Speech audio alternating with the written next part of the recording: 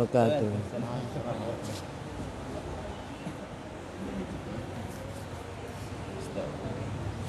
Fadilah Ramadan, Lailatul Qadar. An Ubadah bin Samit radhiyallahu anhu qala kharaja an-nabiy sallallahu alaihi wasallam liyukhbiruna bil lailatil qadr fatalaha rajulani minal muslimin faqala kharajtu li ukhbirakum bilailatil qadr fatalaha fulan wa fulanun farufi'at wa asa ayyakuna khairal lakum faltamisuha pittasi'ah was-sabi'ah wal khamisah. Dari Ubadah bin Samit radhiyallahu anhu berkata, suatu ketika Rasulullah SAW keluar untuk memberitahu kami mengenai Lailatul Qadar. Tapi sayang waktu itu terjadi pertengkaran di antara dua orang Islam. Setelah itu Rasulullah SAW bersabda, aku keluar untuk memberitahu kapan munculnya Lailatul Qadar. Tapi sayang si fulan dan si fulan saling mencaci, sehingga penentuan mengenainya telah diangkat. Barangkali hal itu lebih baik bagi kalian, maka carilah pada malam yang ke-9, ke-7 dan ke-5. Bukhari. Dari Ubadah bin Samit radhiyallahu anhu berkata, suatu ketika Rasulullah SAW keluar untuk memberitahu kami mengenai Lailatul Qadar. Tapi sayang waktu itu terjadi pertengkaran di antara dua orang Islam.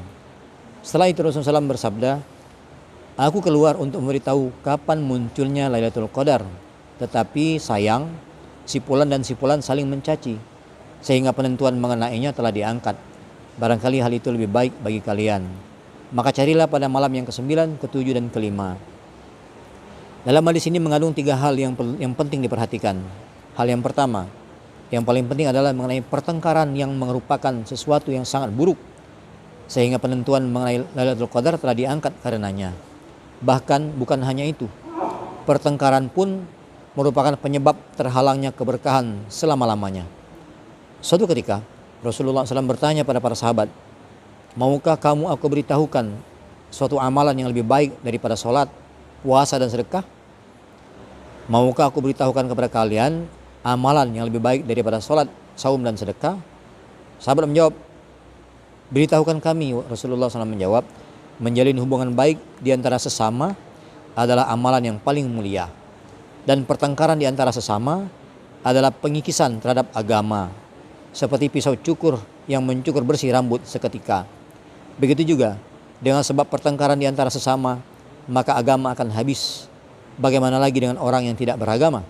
Padahal banyak orang Islam yang biasa bertasbih dengan panjang-panjang tertimpa musibah pertengkaran pada setiap waktu.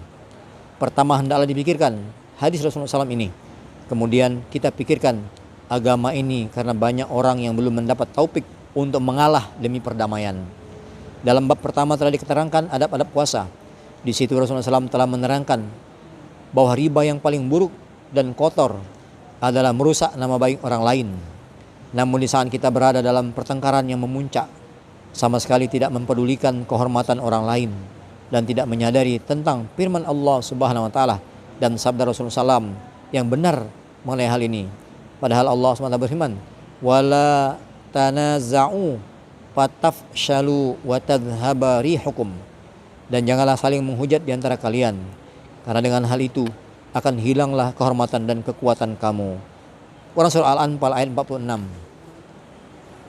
Mereka yang setiap saat senantiasa berpikir untuk menjatuhkan kehormatan orang lain, hendaknya kini duduk menyendiri sambil merenung betapa dia sedang merugikan dirinya sendiri dan betapa hinanya dia dalam pandangan Allah, karena perbuatan-perbuatan yang kotor dan tercela itu, hingga nampaklah kehinaan dirinya di dunia ini. Rasulullah SAW bersabda, barang siapa yang memutuskan tali silaturahim dengan saudaranya yang muslim lebih dari 3 hari, kemudian dia mati dalam keadaan demikian, maka ia akan langsung masuk neraka. Barang siapa yang memutuskan tali silaturahim dengan saudaranya yang muslim lebih dari 3 hari, kemudian dia mati dalam keadaan demikian, maka ia akan langsung masuk neraka.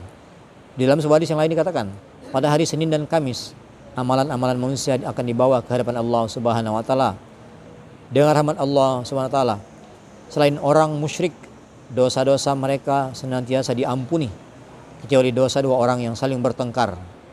Mengenai ampunan bagi mereka, Allah SWT berfirman, aku tangguhkan pengampunan untuk mereka hingga mereka berdamai.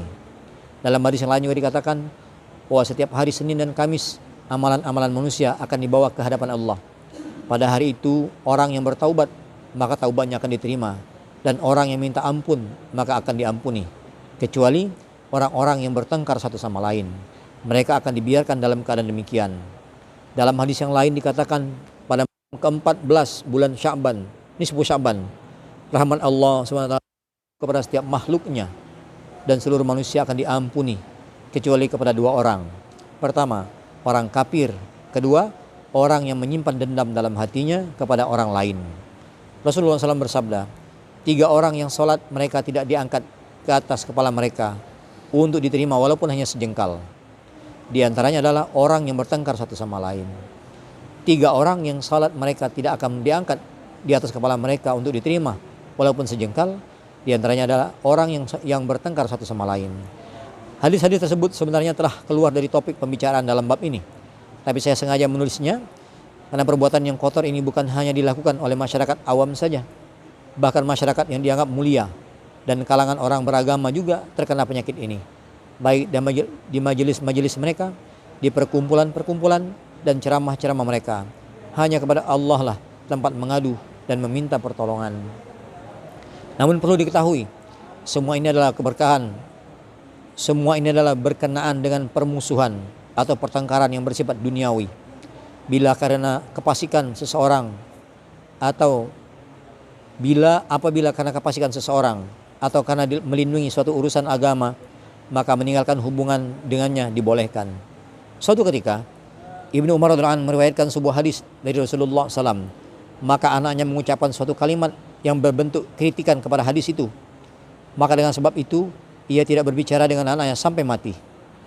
Masih banyak kisah seperti itu yang terjadi dalam kehidupan para sahabat. Namun Allah SWT maha mengetahui dan maha melihat, juga maha tahu keadaan hati manusia.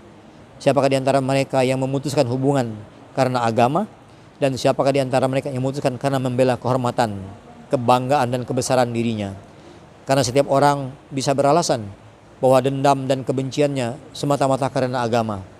Hal kedua yang perlu diperhatikan dalam hadis di atas adalah hendaknya dia merasa ridho, menerima dan menyerah di hadapan hikmah ilahi, yakni walaupun pencabutan ketentuan Lailatul Qadar merupakan hikmah ilahi yang di dalamnya terdapat kebaikan yang begitu besar, namun karena semua ini datang dari Allah, maka Rasulullah SAW bersabda, mudah-mudahan hal ini adalah yang terbaik bagi kalian.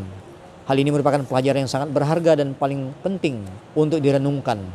Betapa pemurahnya Allah kepada hambanya dalam setiap waktu, walaupun hambanya itu tertimpa musibah karena perbuatan dosanya, namun setelah diberi sedikit peringatan, kemurahan Allah akan meliputinya, dan musibah itu sendiri juga menjadi sebab bagi kebaikan yang besar, karena bagi Allah tidak ada sesuatu pun yang sulit. Para ulama menyebutkan beberapa kebaikan mengenai dirahasiakannya Lailatul Qadar. Kebaikan dirahasiakannya Lailatul Qadar. Pertama, bila saat Lailatul Qadar ditetapkan, maka orang-orang yang mempunyai kebiasaan buruk akan meninggalkan sama sekali malam-malam yang lain. Maka dengan diangkatnya ketetapan ini, orang akan mengira mungkin hari ini adalah Lailatul Qadar, sehingga orang-orang yang mempunyai keinginan yang kuat akan memperoleh taufik untuk beribadah di malam-malam lainnya. Kedua, banyak di antara kita yang tidak dapat mengelak dari perbuatan maksiat. Betapa bahaya dan malangnya mereka jika mereka mengetahui malam itu adalah Lailatul Qadar, sedangkan mereka masih berani melakukan dosa dan maksiat. Suatu ketika Rasulullah SAW memasuki masjid, terlihatlah seorang sahabat sedang tidur. Beliau berkata kepada Ali radhiyallahu anhu, bangunkanlah dia supaya dia dapat berwudu. Sayyidina Ali pun membangunkannya. Kemudian berkata kepada Rasulullah SAW, wahai Rasulullah, engkau selalu bersegera dalam melakukan kebaikan. Mengapa tidak engkau saja yang membangunkannya? Kemudian dijawab oleh Rasulullah SAW, aku khawatir orang ini akan mengingkari suruhanku. Sedangkan mengingkari suruhanku adalah kufur. Jika ia menolak suruhanmu, dia tidak akan menjadi kufur. Begitu juga Allah Subhanahu wa taala dengan rahmatnya tidak menginginkan seorang Islam yang telah mengetahui tepatnya saat Lailatul Qadar, tetapi masih berani berbuat dosa. Insya Allah ini mulia. Apa kita baca menjadikan iktibar. Kita niat mengamal, niat menyampaikan. Besok palim ya. Temboro.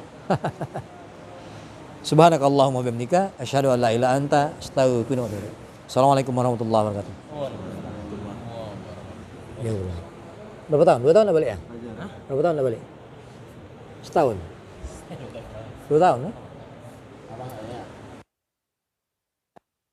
Ada si Imam. Dan mama tuh kilo mana? 100 kilo lebih nah. Apa? Mana bang? Ini bang mana kali?